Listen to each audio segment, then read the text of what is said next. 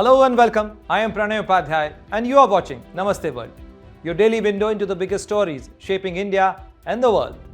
We begin in South Asia.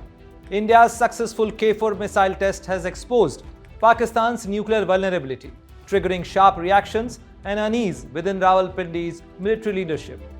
In East Asia, Myanmar heads to the poll after years of war, but the junta election is a calculated bid for legitimacy, not democracy. Ahead of New Year celebrations in India, Delhi police launches Operation Aaghat 3.0, arresting hundreds to ensure a safe, crime-free New Year night. In East Asia, China has launched massive live-fire drill around Taiwan, simulating blockade and strikes, sharply escalating tensions in the Taiwan Straits. But the biggest news of the day, from Mar-a-Lago, President Donald Trump drives high-stake peace diplomacy, engaging Ukraine, Russia, and Israel in renewed negotiations. All that and more. Global flashpoints, power plays, and the stories that matters are coming up in this edition of Namaste World. President Donald Trump is spearheading bold peace diplomacy from his beach resort of Mar-a-Lago in Florida. A few hours ago, President Donald Trump hosted a pivotal meeting with Ukrainian President Vladimir Zelenskyy at his Florida estate. The two leaders discussed pathways to end the ongoing conflict in Ukraine, with Trump emphasizing American support for a swift, negotiated solution that prioritizes security and sovereignty. Before meeting President Zelenskyy, President Donald Trump had a productive phone call with Russian President Vladimir Putin to have further conversation on the 20-point peace plan he proposed. Both President Donald Trump and President Zelenskyy expressed hope that peace negotiations will soon bear fruits. Meanwhile, President Trump is set to meet Israeli Prime Minister Benjamin Netanyahu today, aiming to advance his West Asia peace initiative amid rising tensions. These high-level engagements underscore President Donald Trump's personal investment and diplomatic initiatives. China has staged large-scale live-fire drill around Taiwan in what it's calling Justice Mission 2025. The exercise underway since Monday are deploying troops, warships, fighter jets, and artillery, simulating strikes on land and maritime targets.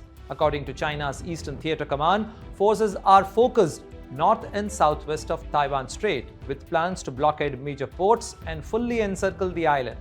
The drills continue into Tuesday. Meanwhile, Taiwan's Ministry of Defense reports dozens of Chinese military vessels and aircrafts operating nearby, some deliberately approaching the island's 24 nautical mile contiguous zone. This marks China's sixth major war game since 2022. Coming just 11 days after the United States announced a record $11.1 billion arms package to Taipei.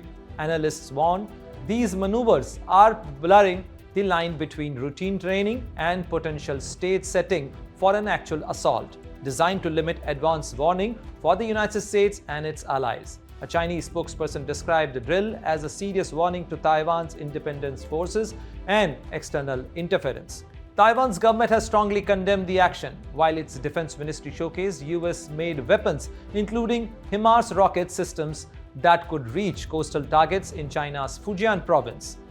India's successful test of the K4 submarine-launched ballistic missile has sent shockwaves through Rawalpindi, exposing deep unease within Pakistan's military leadership.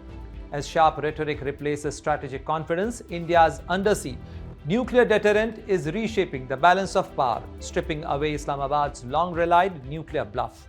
Has Pakistan just lost its most dangerous leverage? Here is a report.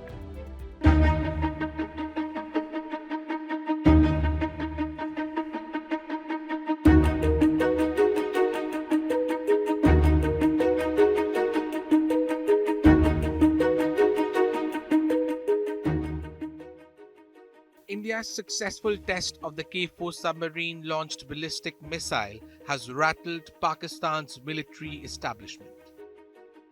Rawalpindi's reaction has been revealing. Zahir Kazmi, a top confidant of Asim Munir, took to social media and called the K4 launch a red flag for global stability. Kazmi serves as an advisor to Pakistan's National Commander Authority, the highest decision-making body which oversees the country's nuclear arsenal. Kazmi further accused India of fueling an arms race in the Indian Ocean region. He claimed that India's sea-based nuclear triad was a threat to global security. The unusually sharp tone underlines growing unease within Pakistan's military establishment after the deployment of India's K-4 ballistic missile. The anxiety is not hard to understand. India's K-4 missile is designed to be deployed on nuclear-powered Aaghat-class submarines. These submarines are the stealthiest and most survivable leg of India's nuclear triad. They are built to remain hidden in deep ocean for long deterrence patrols, making them extremely difficult to track or destroy. INS Aaghat, commissioned into the Indian Navy in August 2024, is the latest of these submarines. It displaces around 6,000 tons. India plans to induct at least 4 such vessels to ensure a continuous at-sea nuclear presence. Each of these submarines will be armed with K-4 missiles capable of carrying a 2-ton nuclear warhead.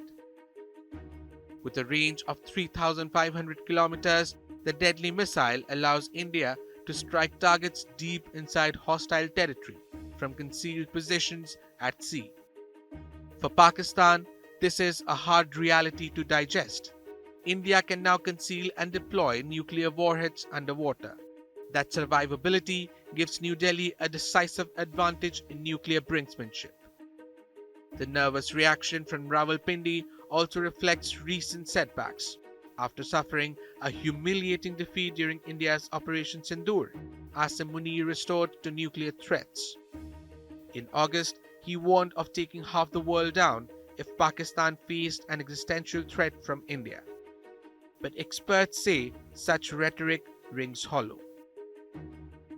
Pakistan does not possess a credible second strike capability. It has no nuclear-armed submarine and is unlikely to field one for decades. In any nuclear conflict, Pakistan's nuclear stockpile and command centers would be vulnerable to an overwhelming Indian response. This is why Pakistan's nuclear signaling is aimed less at India and more at the international community. The goal is to trigger third-party intervention, particularly from the United States, whenever India asserts its conventional military superiority. But Munir must not be under any illusions. Any Pakistani nuclear misadventure would invite devastating retaliation. From sprawling Rawalpindi headquarters to major cities, nothing would be beyond reach. Moreover, India is now more capable than ever to hold a rogue Pakistan accountable in the event of any cross-border terror attack. Islamabad's nuclear bluff is gone, and New Delhi's military power is no longer rhetorical. It is overwhelming, unforgiving, and decisive, and Pakistan knows it. With Atishay Jain, Bureau Report, India Today Global. Myanmar is voting for the first time since 2021 military coup. But this is no democratic comeback. This opposition crushed, war raging, and China quietly backing the generals. The junta is staging elections to claim legitimacy. As ballots to replace bullets on paper, is this stability or authoritarian rule rebranded? Here is a report by Rudrashish Kanjilal.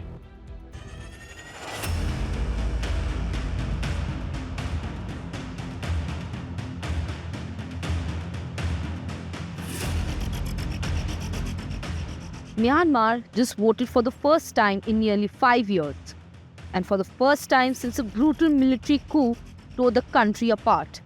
But make no mistake, this is not a return to democracy. This is a power play. In February 2021, Myanmar's military, the Tatmadaw, overthrew an elected government and jailed its leader, Nobel laureate Aung San Suu Kyi. Senior General Min Aung Hlaing seized control. What followed was chaos, mass protests, a violent crackdown, and a full-blown civil war. Now, after years of bloodshed, the same generals say it's time to vote. The elections were first promised in 2023. They never happened. Now they are being rushed through January in 3 phases, starting this Sunday, then January 11th, and finally January 25th. A staggered election in a country still at war. Myanmar today is a nation under extreme strain. Hunger is widespread. Inflation is crushing households. The economy is barely functioning, and large parts of the country remain outside the control of the junta. Since the coup, resistance has hardened. Ethnic armed organizations known as EAOs and the People's Defense Force or PDF have taken on the military. The PDF operates under the civilian national unity government formed after the coup. For most of the last 4 years, the military was on the back foot. But that changed in the past year. Backed quietly and sometimes not so quietly by China, the junta upgraded its military hardware, especially its air power. Fighter jets and airstrikes held the Tatmadaw clawback territory, particularly along the Chinese border. The military believes momentum is finally shifting in its favor, and that belief is key. Because these elections are less about the people and more about legitimacy. The junta wants to show the world it is no longer a military dictatorship, but a civilian government, even if the strings remain firmly in uniformed hands. China's role looms large. Beijing has engaged deeply with Myanmar's generals, pushing stability over democracy. For China, a cooperative military regime is preferable to chaos on its border. And with China backing the process, the junta believes international resistance will eventually fade. India, meanwhile, is walking a tightrope. New Delhi has publicly backed a Myanmar-led solution. India says it supports a democratic transition and fair and inclusive elections. But India has also kept channels open with the junta. Prime Minister Narendra Modi has met Min Aung Hlaing on the sides of the BIMSTEC and SCO summits this year. Cautious diplomacy driven by strategic necessity. Analysts say India fears being sidelined. If China helps the military consolidate power, New Delhi risks losing influence in a country critical to its northeast security and connectivity ambitions. Supporting flawed elections, some argue, may still impose limits on unchecked military rule. Beyond China and India, global attention is minimal. Western powers have largely disengaged. ASEAN has frozen Myanmar's military leaders out of its summits, demanding dialogue under its 5-point consensus. Even Myanmar's turn to host the 2026 ASEAN summit was stripped away, handed instead to the Philippines. The message was clear: legitimacy denied. What remains are military-backed parties, chief among them the Union Solidarity and Development Party, a civilian facade built to fit the general. Large parts of Myanmar remain contested. Entire townships are outside junta control. Holding elections there could trigger fresh fighting. The United Nations has already warned that the polls may spark more violence, and the human cost is staggering. A massive earthquake in the Saigon region earlier this year only worsened the crisis.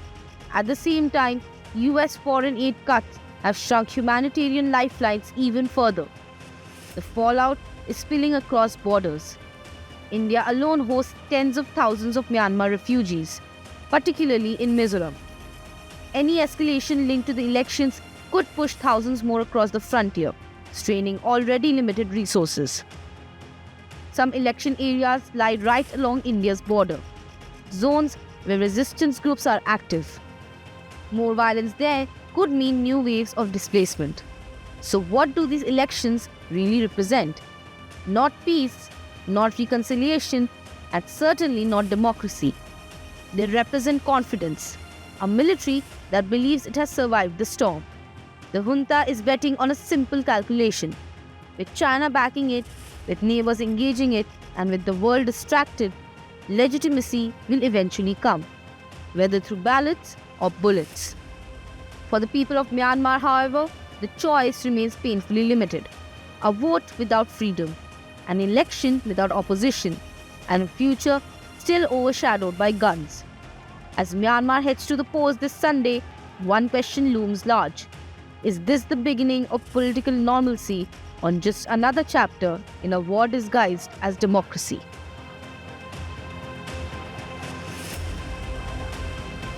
As India prepares to ring in the new year, Delhi has turned into a high-security zone with police launching Operation Aaghat 3.0, arresting hundreds, seizing weapons, liquor, and drugs, and flooding the streets with nearly 20,000 personnel. But will this unprecedented crackdown be enough to keep celebrations safe and crime-free New Year's? Here is a report by Sharik Saha.